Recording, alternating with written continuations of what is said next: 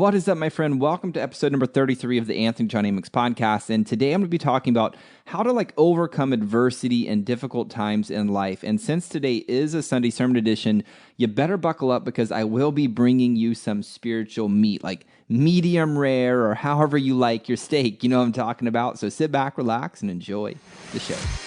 Welcome to the John Amyx podcast, the one and only podcast designed to help you become unstoppable in life and business. My name is John Amyx. My friends call me AJ, and my goal with this podcast is to help you remember who you truly are so you can maintain your center in the chaos, embody your potential, and unlock freedom in your life and business. That being said, let's get into today's show. All right, so welcome back. Now, I can't believe we already have 9 reviews on iTunes already. And I want to read one of the latest reviews because the things that people write, man, they just really inspire me to keep on going, keep on putting out this podcast.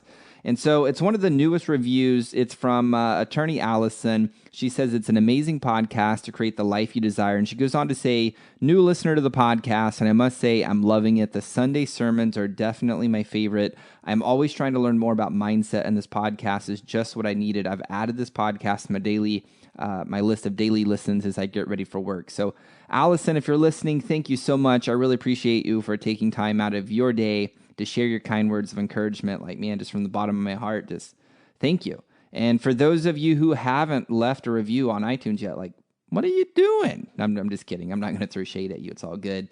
Yet if you head on over to iTunes and leave me a review, just know there's a pretty darn good chance I'll give you a shout out here on this podcast. So I just really appreciate the feedback because it lets me know I'm making a difference, and it lets me know what I'm doing is serving you. So please, please, please keep those reviews coming. Please give me the feedback, man. I don't care if it's good, bad, indifferent. I don't care. Just feedback is fantastic. So today we're going to be talking about how to overcome adversity and difficult times in life. And last week I talked about conquering coronavirus and the keys to overcoming fear and anxiety.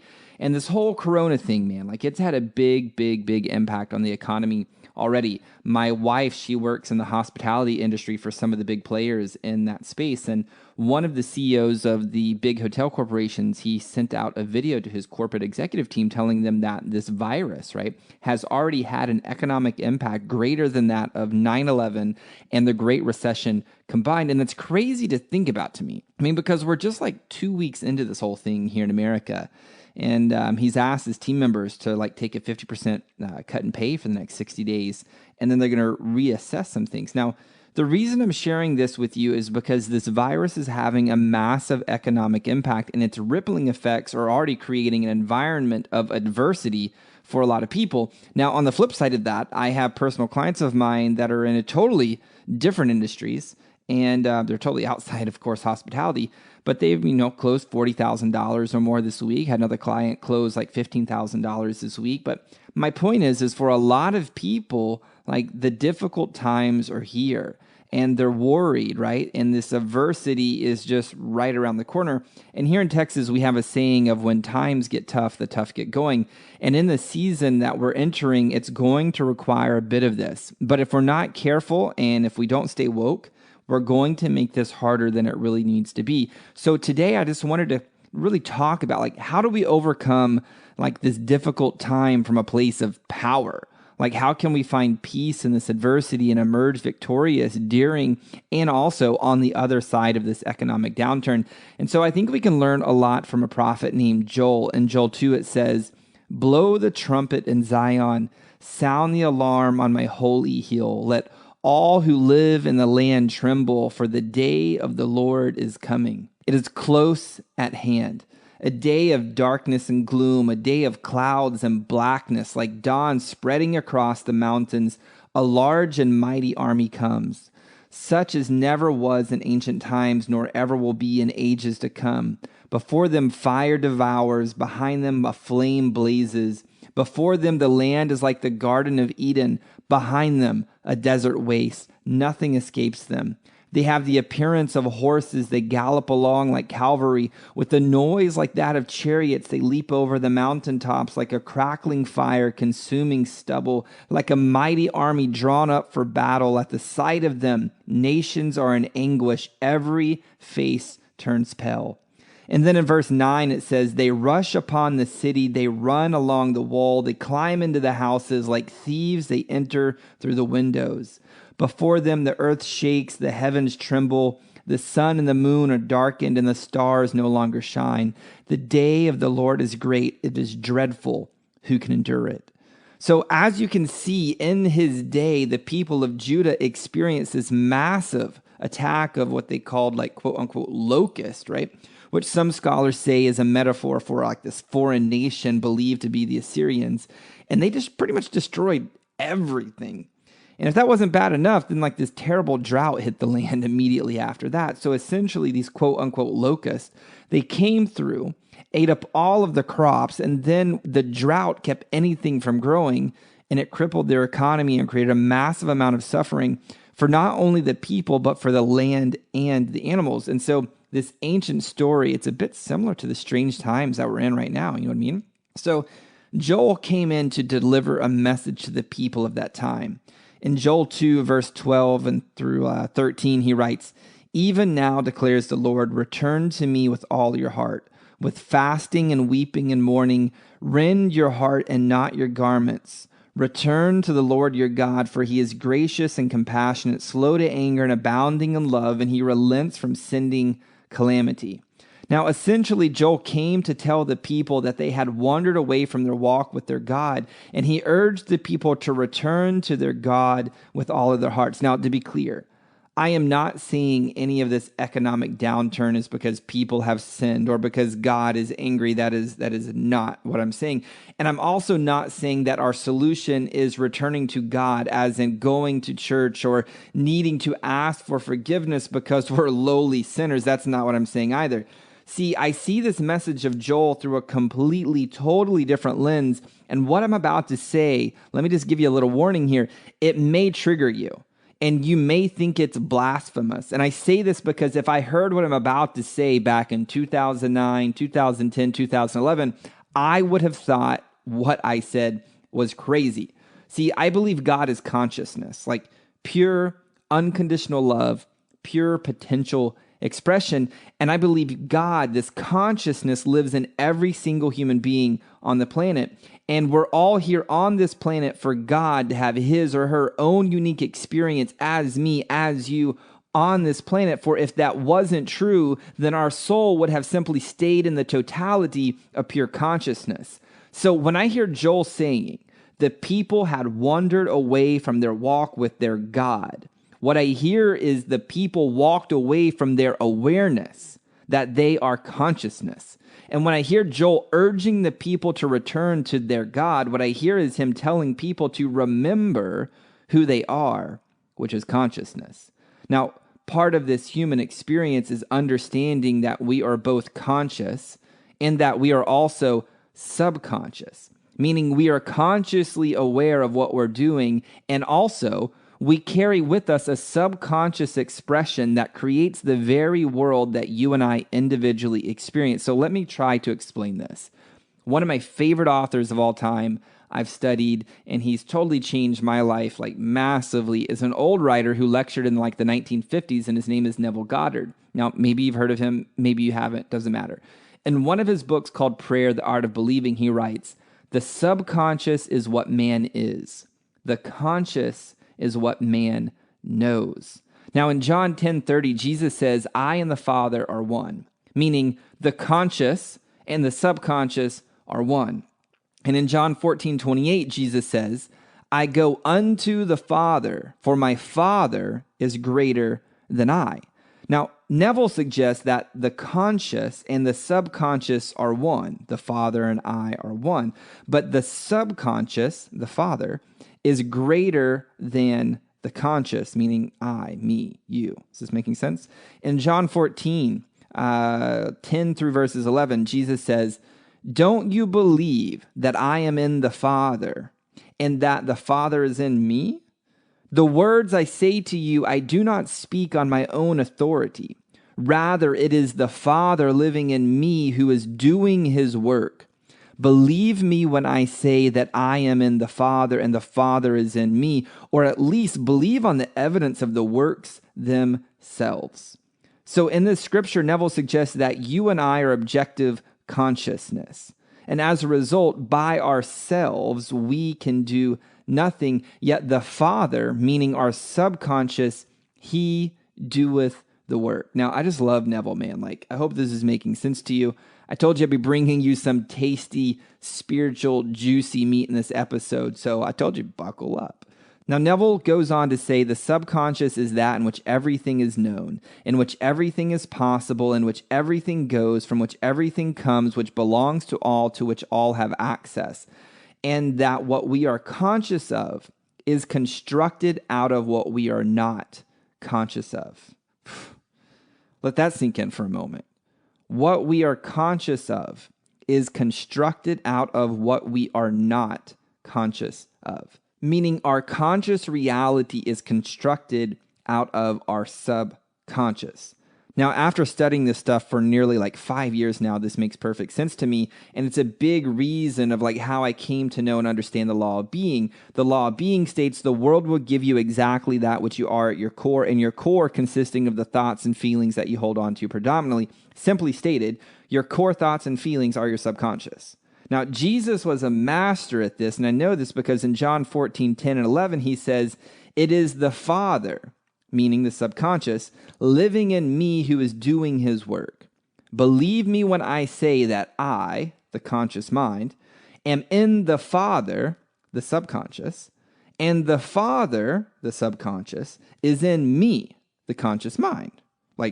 That's kind of a mind fuck, right? So what does this have to do with Joel? And what the hell does this have to do with overcoming adversity in difficult times? Well, it's a great question, and we'll get to Joel here in a second because he has a totally mind-blowing gift for us in his story. But first, let's get into what this has to do with overcoming adversity in difficult times. For most people, when times get hard like they are right now, they buy into their fears and their worries, and they forget who they truly are, which is the soul in control. And by the way, that's totally 100% natural. It's a natural response for our conscious, our human mind. And it's part of the reason I'm so avid with all of my clients to learn how to discipline their minds so they have control of their conscious mind rather than their conscious mind controlling them. In Joel 2, verses 12 and 13, I believe he's telling the people something similar. In verse 12, when he writes, "Even now, declares the Lord, return to me with all your heart with fasting and weeping and mourning." He's telling them to feel the feels. Allow your sadness and grief for what you've just experienced, to pass through you. He's telling them to fast so they can tap back into their spirit. And here in our modern day society, many of us have forgotten this stuff. I sure as hell didn't grow up learning how to allow my emotions to pass through me, and us understanding things like fasting or breath work to tap into and experience God, spirit, consciousness, universe, whatever word that you want to call that thing. And for the past 2 weeks with everything that's been going on, personally, I've been feeling a lot of sadness and a lot of fear. And there have been several nights I've had to go to my wife, Sarah, and I've been had to tell her, "Hey, babe, I'm going to go into the other room. And man, I just got to go do a Kriya," which is this ancient breathing technique that totally for me and all the people I guide into that experience always gets me and everybody else in tune with that thing that's way greater than our minds. It's a path like fasting that allows me to transmute my fear and sadness into peace and power. It gives me a pathway to accessing a place of power where I know everything is okay. And it brings me out of my conscious mind of worry and fear into my subconscious where I know in my bones we're good. What's going on is, and I can't do a damn thing about it. Yet what I can do is manage my state and tune into my core. And from that place, I can source my own feelings of peace and power, and so can you. So if you want to overcome adversity and difficult times in your life, you better learn how to get out of your mind and into your body. You better learn how to shut down your thoughts of fear and worry and tap into the thoughts and feelings of safety and security and prosperity, because your conscious reality is a full-on manifestation of your subconscious thoughts and feelings, guaranteed only always. In verse 13, Joel writes, "Return to the Lord your God, for he is gracious and compassionate, slow to anger and abounding in love, and he relents from sending calamity." And I found time and time again, when you tap into the subconscious, when you learn how to experience the full-on subconscious, it is pure graciousness, pure compassion, pure unconditional love and peace that completely surpasses understanding. I was just telling one of my homies, Naeem, who lives out in like Maui, that I don't know how people deal with all of the stuff that's going on in the world right now without knowing how to tap into source. I mean, I do, but dude, like, fuck, like the suffering is real if you don't know how. And I'm so glad that I've personally invested in learning the deep skills of tapping into source before this whole thing went down. And if you're ever at a place where you're worried and fearful, I want you to remember and heed the words of Joel from this story. Understand, Joel is trying to tell you anytime you're worrying or fearful, he's saying like, hey, hold up. You've wandered away from God, yo. Like, hold up. Just remember who you are. Return to your God. And what he is saying is like, times are hard. The locusts ate your shit. The land is barren. It is what it is, and it sucks. But don't forget that your subconscious thoughts and feelings create your reality. Like you, the conscious mind, don't forget you are the one with God who's the subconscious mind, for in him all things move and have their being. Now, the story of Joel doesn't end here. Like, this is already pretty fucking juicy, but it gets better. In verse 18, it says, "Then the Lord was jealous for his land and took pity on his people. The Lord replied to them, I am sending you grain, new wine, and olive oil, enough to satisfy you fully. Never again will I make you an object of scorn to the nations. I will drive the northern horde far from you, pushing it into a parched and barren land. Its eastern ranks will drown into the Dead Sea, and its western ranks in the Mediterranean Sea, and its stench will go up, its smell will rise, surely as he has done great things. Do not be afraid, land of Judah. Be glad and rejoice. Surely the Lord has done great things. Do not be afraid, you wild animals, for the pastures in the wilderness are becoming green. The trees are bearing their fruit. The fig tree and the vine yield their riches. Be glad, people of Zion. Rejoice in the Lord your God, for he has given you the autumn rains, because he is faithful. He sends you abundant showers, both autumn and spring rains as before. The threshing floors will be filled with grain. The vats will overflow with new wine and oil. And then in verse 25, like this is the part I really want you to get. I will repay you for the years the locusts have eaten. The great locust and the young locust, the other locust and the locust swarm, my great army that I sent among you. You will have plenty to eat until you are full. And you will praise the name of the Lord your God, who has worked wonders for you. Never again will my people be shamed. Then you will know that I am in Israel, that I am the Lord your God, and that there is no other. Never again will my people be shamed. Now, I don't know about you, but when my good friend Maggie Lee Calvin, like whom I have the privilege of coaching, shared verse 25 with me, and I heard these words, I will repay you for the years the locusts have eaten. Like, it just like lit this fire in my belly. Like, I'm looking at this adversity thing and the potential of the difficult times like, bitch, you have nothing on me because I choose to remember who I am. I'm the soul in control. And from this place, nothing can come against me. And I will double down on controlling what I can control, which is my state of being and my subconscious impression. And I'm going to take action on the things I can act on. And on the other side of this, I will be repaid for the years the locusts have eaten. Now, this message doesn't just have to do with this whole coronavirus and its economic impact. I mean, maybe you feel like possibly you've messed up your marriage, or maybe you feel like you made a bad business decision, or you just had to lay off employees, or maybe your self-doubt and your inner critic is so loud that it's hard to hear the voice of God, the voice, I call it the voice, that's trying to speak to you, trying to lead you.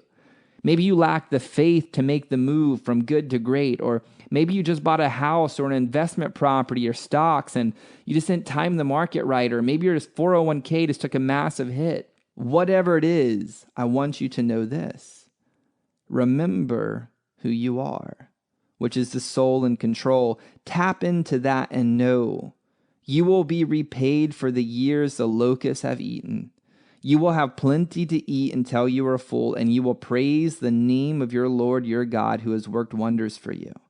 Like this book of Joel is written for the people of God, which is like every single human being on the planet, because we're all God in human flesh here on earth to have a unique purpose. And if you will remember who you truly are and be and act from that place, you will be restored, guaranteed. So my invitation to you this day is this. How much time and energy are you choosing to give over to your doubts and fears and worries? And what may be possible for you this day and out into the future if you choose to tap in and remember who you truly are, which is the soul and control? Like how much more joy and peace and power and prosperity could you create from that place of remembering? Not only for yourself, but for your family and your friends and humanity at large. Now, thank you so much for tuning in and listening to this episode of the Anthony John Amyx podcast. I know this was a deep dive into overcoming adversity and difficult times, and you may actually want to go back and listen to parts of this or all of this a few times to really let it sink into your psyche. I really hope this serves you in creating your next level of expression, your next level of expansion here on earth. If you want some support or want to learn how to remember who you are, right? Or you simply want to up-level everything you have going on in your life, I highly recommend you join my Shift 101 community. It's absolutely free. You can simply go to ajamyx.com/community, request to join. And in the coming days, myself and my good friend Jonathan Heston, we're going to be hosting a series of free trainings inside that community that will help you return to and level up your place of power inside your soul. And the fruit of that, I guarantee you, up levels everything. I've seen it time and time again in my own life and my client's life. It's just like predictable almost at this point. So if you want access to those free upcoming trainings, simply go to ajamyx.com/community to request to join. It's absolutely free. Thank you so much for being here. If you know anyone that you feel would benefit from listening to this episode, just please share it with them. Until next time, my friend, I'm out. Peace. Well, that's all I've got for this episode of the Anthony John Amyx podcast, but we have plenty more to help you become unstoppable in life and business. So head on over to ajamyx.com for exclusive resources, information, and tools to help you break through to a new level of freedom, purpose, and success. I look forward to having you back for the next episode. Bye for now.